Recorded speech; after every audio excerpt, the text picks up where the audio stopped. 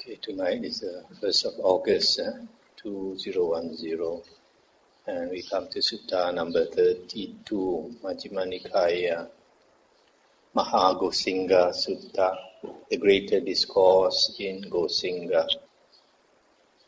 Thus have I heard. On one occasion, the Blessed One was living in the park of the Gosinga Sala tree wood, together with a number of very well-known elder disciples. The Venerable Sariputta, the Venerable Mahamoggallana, the Venerable Mahakassapa, the Venerable Anuruddha, the Venerable Revata, the Venerable Ananda, and other very well-known elder disciples. Then when it was evening, the Venerable Mahamoggallana rose from meditation, went to the Venerable Mahakassapa and said to him, "Friend Kassapa, let us go to the Venerable Sariputta to listen to the Dhamma." "Yes, friend," the Venerable Mahakassapa replied. Then the Venerable Mahamoggallana, the Venerable Mahakassapa, and the Venerable Anuruddha went to the Venerable Sariputta to listen to the Dhamma. The Venerable Ananda saw them going to the Venerable Sariputta to listen to the Dhamma. Thereupon he went to the Venerable Revata and said to him, "Friend Revata, those true men are going to the Venerable Sariputta to listen to the Dhamma. Let us also go to the Venerable Sariputta to listen to the Dhamma." "Yes, friend," the Venerable Revata replied. Then the Venerable Revata and the Venerable Ananda went to the Venerable Sariputta to listen to the Dhamma. Stop here for a moment. As you all know by now, when the sun sets, the Buddha's disciples, they would normally go to the most senior monk and discuss the Dhamma. So in this case, you see all the famous Arahants, Mahamoggallana, Mahakassapa, Anuruddha, Ananda, Revata, all went to the Venerable Sariputta. It shows that the Venerable Sariputta is considered the Tasasyong, the eldest disciple of the senior most disciple of the Buddha. He usually sits on the Buddha's right hand side, and Venerable Mahamoggallana will sit on the left hand side. These two are the right and left hand disciples of the Buddha. In the suttas, the Buddha always praised the Venerable Sariputta as one of the greatest wisdom of all his disciples. Venerable Sariputta has the greatest wisdom. Also, the Buddha calls him the son of the Dhamma king, the son of the Buddha, in the sense that he turns the Dhamma wheel, the Buddha says, exactly like the Buddha. So everyone had great respect for Venerable Sariputta. But unfortunately, in the later years, because this Venerable Devadatta, he strayed off and he caused a schism of the Sangha. And so the Buddha asked the Venerable Sariputta and the Venerable Moggallana to go and inform the lay people that this Venerable Devadatta is no more a disciple, not considered a disciple of the Buddha anymore. Whatever he says has nothing to do with the Buddha. So because of that, this Devadatta's and his disciples all got very angry with Venerable Sariputta. So from there, you can understand why later books like the Mahayana books, of all the Arahants, they pick on Sariputta and put down Venerable Sariputta, always try to disgrace him as a monk with no psychic power and all these things, and try to belittle his wisdom. For example, in Vimalakirti Sutra, they say that his wisdom is inferior to the Bodhisattva's Manjushri and the Vimalakirti. And also because he had no psychic power, this Devi rained down flowers on his robe, he could not even shake it off. So in various other ways they try to belittle him, but actually he's the most respected of the Buddha's disciples. The Venerable Sariputta saw the Venerable Revata and the Venerable Ananda coming in the distance and said to the Venerable Ananda, let the Venerable Ananda come. Welcome to the Venerable Ananda, the Blessed One's attendant, who is always in the Blessed One's presence. Friend Ananda, the Gosinga Sala tree wood is delightful. The night is moonlit. The Sala trees are all in blossom, and heavenly scents seem to be floating in the air. What kind of monk, friend Ananda, could illuminate the Gosinga Sala tree wood? I'll stop here for a moment. This Venerable Ananda is the Buddha's attendant in the latter half of the Buddha's ministry. Because he served as an attendant to the Buddha very satisfactorily, so the Buddha retained him for a long time as his attendant. Whereas before Venerable Ananda, there were many other attendant monks on attending to the Buddha, but after some time the Buddha will change them. But Venerable Ananda attended to the Buddha the longest. So Venerable Ananda was praised by Venerable Sariputta.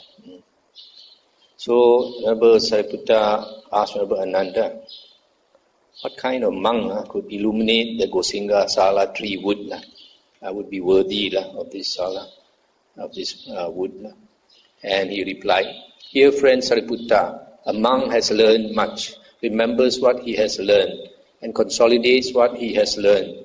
Such teachings as are good in the beginning, good in the middle, and good in the end, with the right meaning and phrasing, and which affirm a holy life that is utterly perfect and pure. Such teachings as these he has learned much of, remembered, mastered verbally, investigated with the mind, and penetrated well by view. And he teaches the Dhamma to the four assemblies with well-rounded and coherent statements and phrases for the eradication of the underlying tendencies. That kind of monk could illuminate this Gosinga Sala tree wood." When this was said, the Venerable Sariputta addressed the Venerable Revata thus, "Friend Revata, the Venerable Ananda has spoken according to his own inspiration. Now we ask the Venerable Revata, Friend Revata, the Gosinga Sala tree wood is delightful. The night is moonlit, the Sala trees are all in blossom, and heavenly scents seem to be floating in the air. What kind of monk, friend Revata, could illuminate this Gosinga Sala tree wood?" And he replied, "Here, friend Sariputta, a monk delights in solitary meditation and takes delight in solitary meditation. He is devoted to internal serenity of mind, does not neglect meditation, possesses insight, and dwells in empty huts. That kind of monk could illuminate this Gosinga Sala tree wood." When this was said, the Venerable Sariputta addressed the Venerable Anuruddha, "Friend Anuruddha, the Venerable Revata has spoken according to his own inspiration. Now we ask the Venerable Anuruddha, Friend Anuruddha, the Gosinga Sala tree is delightful. What kind of monk, friend Anuruddha, could illuminate this Gosinga Sala tree wood?" And he replied, "Here, friend Sariputta, the divine eye or heavenly eye, which is purified and surpasses the human, among surveys 1,000 worlds, just as a man with good sight, when he has ascended to the upper palace chamber, might survey 1,000 wheel rims. So too with the divine eye, which is purified and surpasses the human, among surveys 1,000 worlds. That kind of monk could illuminate this Gosinga Sala tree wood." I'll stop here for a moment. So you see these three monks, these three arahants, maybe at that time Venerable Ananda was not yet an arahant. When they were asked what type of monk would do credit to this Gosinga Sala tree wood, each one answered differently. You notice Venerable Ananda, he says, each one of them actually is speaking of the ideal monk according to them. The Venerable Ananda says that this monk, he has learned much, remembered, mastered verbally, investigated with the mind, and penetrated well by view the teachings of the Buddha, the Dhamma. And he teaches the Dhamma to the four assemblies. So this actually is a characteristic of Venerable Ananda. He is he has learned much. When you say learn much means he has learned much of the Dhamma, the Buddha's Dhamma. Sometimes they say he has heard much of the Buddha's Dhamma, and then remembered, and then mastered verbally. That means can repeat. During the Buddha's time there were no books, so they had to repeat the suttas to transmit from one disciple to another. Investigated with the mind and penetrated well by view, that means understood. And then having understood, he teaches the Dhamma to others. So that is the ideal monk, according to Venerable Ananda. And he himself lives up to that ideal. Then the next monk is Venerable Revata. This Venerable Revata is a monk who likes to live in seclusion and meditate all the time. That's why he says the ideal monk, according to him, delights in solitary meditation and takes delight in solitary meditation. He is devoted to internal serenity of mind, does not neglect meditation, and possesses insight, and dwells in empty huts. That means his ideal is a monk who dwells in lonely places and meditates all the time and takes delight in solitary meditation. This is exactly what he does. And the third monk is Venerable Anuruddha. Venerable Anuruddha says to him, the ideal monk is one who has attained the heavenly eye, divine eye, and with that he can survey 1,000 world systems. Each world system consists of one sun, one solar system. So his mind has expanded so much, he can see 1,000 worlds like in the palm of his hand. So that is his ideal, and Venerable Anuruddha is exactly like that. When this was said, the Venerable Sariputta addressed the Venerable Mahagosinga thus: Friend Kassapa, the Venerable Anuruddha has spoken according to his own inspiration. Now we ask the Venerable Mahagosinga: Friend Kassapa, the Gosinga Sala tree wood is delightful. What kind of monk, friend Kassapa, could illuminate this Gosinga Sala tree wood? And he answered: Here, friend Sariputta, a monk is a forest dweller himself and speaks in praise of forest dwelling. He is an alms food eater himself and speaks in praise of eating alms food. He is a refuse rag wearer himself and speaks in praise of wearing refuse rag robes. He is a triple robe wearer himself and speaks in praise of wearing the triple robe. He has few wishes himself and speaks in praise of fewness of wishes. He is content himself and speaks in praise of contentment. He is secluded himself and speaks in praise of seclusion. He is aloof from society himself and speaks in praise of aloofness from society. He is energetic himself and speaks in praise of arousing energy. He has attained to virtue himself and speaks in praise of attainment of virtue. He has attained to concentration himself and speaks in praise of the attainment of concentration. He has attained to wisdom himself and speaks in praise of the attainment of wisdom.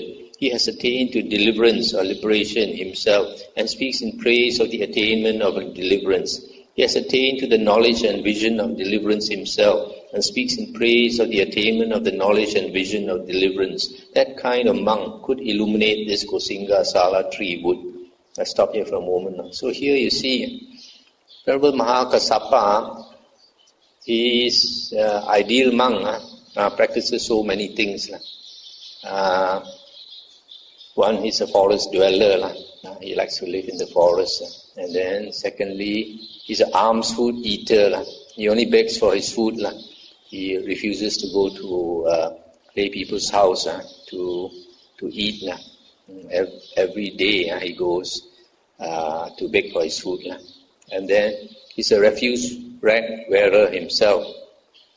That means he picks up the cloth from the either the what is discarded, what is thrown by people. So either it can be maybe by the roadside or from the rubbish bin or from the cemetery. Because during the Buddha's days, maybe even up to now, when somebody dies, they wrap him in cloth, wrap him in perhaps white cloth, and then they would throw the corpse up in the what they call the charnel ground, kind of cemetery, and there the body would rot, and animals would come and eat. So when these monks who wear refuse robes, they will go and pick up this cloth, and usually the cloth will be stinking, smelly of the corpse, and they have to wash it, put it in the sun, and continually wash it and put it in the sun until the smell goes away. And they cut it into pieces and sew the robe. That's why the monk's robe, when you look into the monk's robe, it has this pattern like this paddy field. It consists of small pieces of cloth sewn together.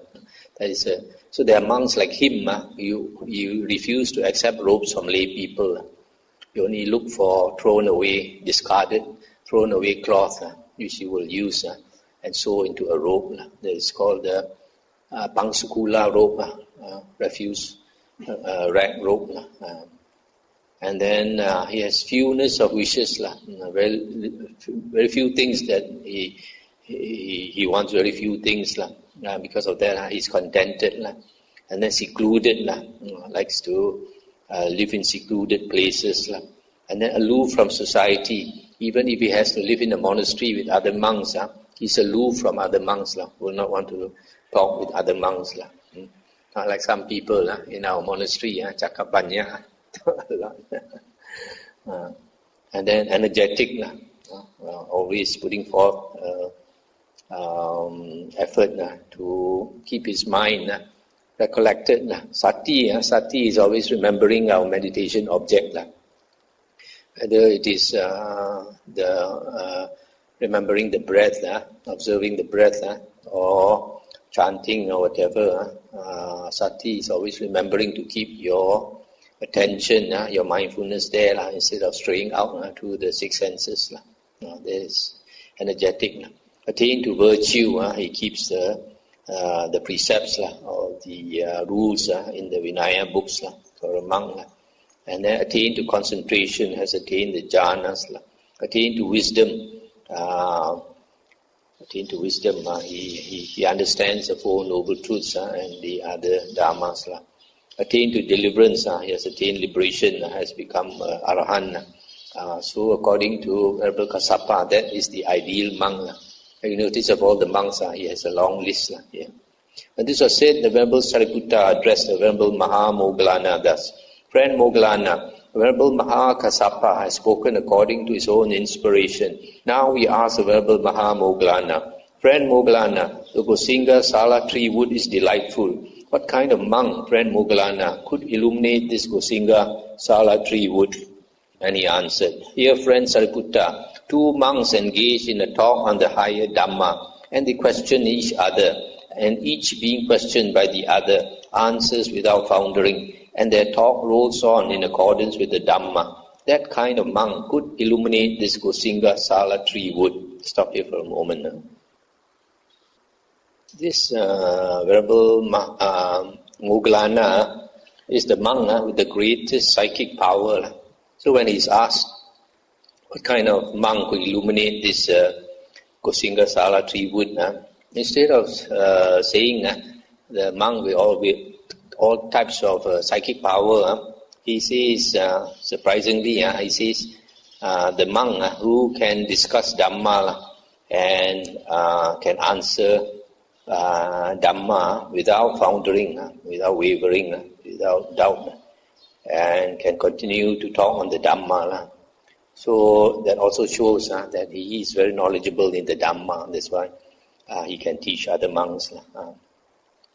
When this was said, the Venerable Mahamoggallana addressed the Venerable Sariputta thus: Friend Sariputta, we have all spoken according to our own inspiration. Now we ask the Venerable Sariputta: Friend Sariputta, the Gosinga Sala tree wood is delightful. The night is moonlit. The Sala trees are all in blossom, and heavenly scents seem to be floating in the air. What kind of monk, Sariputta, friend Sariputta, could illuminate this Gosinga Sala tree wood? And Venerable Sariputta replied: Here, friend Moggallana, a monk wields mastery over his mind. He does not let the mind wield mastery over him. In the morning, he abides in whatever abiding or attainment he wants. he wants to abide in during the morning. At midday, he abides in whatever abiding or attainment he wants to abide in at midday. In the evening, he abides in whatever abiding or attainment he wants to abide in during the evening. Suppose a king or a king's minister had a chest full of variously colored garments. In the morning, he could put on whatever pair of garments he wanted to put on in the morning. At midday, he could put on whatever pair of garments he wanted to put on at midday. In the evening, he could put on whatever pair of garments he wanted to put on in the evening. So too, a monk wields mastery over his mind. He does not let the mind wield mastery over him. In the morning, at midday, in the evening, he abides in whatever abiding or attainment he wants to abide in. That kind of monk could illuminate this Gosinga Sala tree wood. Stop here for a moment. So, Venerable Sariputta says his ideal is the monk who has complete mastery over the mind, and he can abide in whatever abiding or attainment he wants at any time of the day or night. So, actually, Venerable Sariputta, although he does not have psychic power, he has all the jhanas. Unfortunately, later books, they say that he was enlightened by wisdom and that they assume that he did not have any jhanas. But in the later one of the suttas in this Nikaya, Majjhima Nikaya, you will see that he has attained all the 4 rupa jhanas, all the 4 arupas, and I think even cessation of perception and feeling, I think in the Sutta 111. So that's why he has complete mastery over his mind. That's why he has the greatest wisdom of all the monks, disciples of the Buddha. But in spite of that, having attained all the jhanas and having complete mastery over his mind, he does not have psychic power. Psychic power for some monks, when they attain the jhanas, it comes naturally, but for some of them, it does not come naturally. But somebody like Venerable Sariputta, since he has all the jhanas, if he wanted to cultivate psychic power, he could easily attain psychic power. But because somebody like him has already become an arahant, he has no more self, no more ego, so he has no desire to become famous or anything, so he's not bothered with psychic power. Then the Venerable Sariputta addressed those Venerable ones thus: Friends, we have all spoken according to our own inspiration. Let us go to the Blessed One and report this matter to him. As the Blessed One answers, so let us remember it. Yes, friend, they replied. Then those Venerable ones went to the Blessed One, and after paying homage to him, sat down at one side. The Venerable Sariputta said to the Blessed One, Venerable Sir, the Venerable Revata and the Venerable Ananda came to me to listen to the Dhamma. I saw them coming in the distance and said to the Venerable Ananda, Let the Venerable Ananda come. Welcome to the Venerable Ananda, etc. Friend Ananda, the Gosinga Sala tree wood is delightful. What kind of monk, friend Ananda, could illuminate this Gosinga Sala tree wood? When asked, the Venerable Ananda replied, Here, friend Sariputta, a monk has learned much, etc., etc. And here, instead of reading everything, Venerable Sariputta just repeated what each of the other monks said. So what was read earlier is all repeated here. So he repeated everything up to Venerable Mahamoggallana's reply. When that was said, the Venerable Mahamoggallana told the Blessed One, Then, Venerable Sir, I address the Venerable Sariputta thus, Friend Sariputta, etc., etc. What kind of monk could illuminate this Gosinga Sala tree wood? And the Venerable Sariputta replied, Here, friend Moggallana, a monk wields mastery over his mind. He does not let the mind wield mastery over him. In the morning, in the midday, and in the evening, he abides in whatever abiding or attainment he wants to abide in, etc. And the Buddha said, Good, Moggallana. Sariputta, speaking rightly, should speak just as he did. For Sariputta wields mastery over his mind. He does not let the mind wield mastery over him. In the morning, he abides in whatever abiding or attainment he wants to abide in during the morning. At midday, he abides in whatever abiding or attainment he wants to abide in at midday. In the evening, he abides in whatever abiding or attainment he wants to abide in during the evening. And this was said, the Venerable Sariputta asked the Blessed One, Venerable Sir, which of us has spoken well? And the Buddha replied, You have all spoken well, Sariputta, each in his own way. Hear also from me, what kind of monk could illuminate this Gosinga Sala tree wood? Here, Sariputta, when a monk has returned from his alms round, after his meal, he sits down, folds his legs crosswise, sets his body erect, and establishing mindfulness in front of him, resolves, I shall not break this sitting position until, through not clinging, my mind is liberated from the taints. That kind of monk could illuminate this Gosinga Sala tree wood. That is what the Blessed One said. Those Venerable Ones were satisfied and delighted in the Blessed One's words. That's the end of the sutta. So here, you see the Buddha's ideal is a monk with extreme determination, the utmost determination. So when he sits down, he will not stop sitting until his mind is liberated. That was exactly what the Buddha did on the night of enlightenment. He had struggled for 6 years and he was tired of that struggle already. He decided to sit down, and if he does not become, he will sit until he becomes enlightened, or he will die there sitting. So because of his great determination, then he became enlightened. And also the time was ready after he had finished all his work. So this thing we have to remember that our determination, whatever we want, determination is extremely important.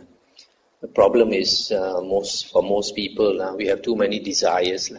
When we have too many desires, our energy is scattered over so many desires, so we can't really succeed. But somebody like the Buddha, he has only one aim in mind, to become enlightened, nothing else. So all his energy goes towards that, and then he becomes enlightened. I remember there's one sutta, somewhere I read that the Buddha said, when a person, his mind is so determined, even the devas cannot obstruct him. So you see, that's what happened with the Buddha. He was so determined to become enlightened that Mara tried to obstruct him so many times. Also, Mara could not succeed.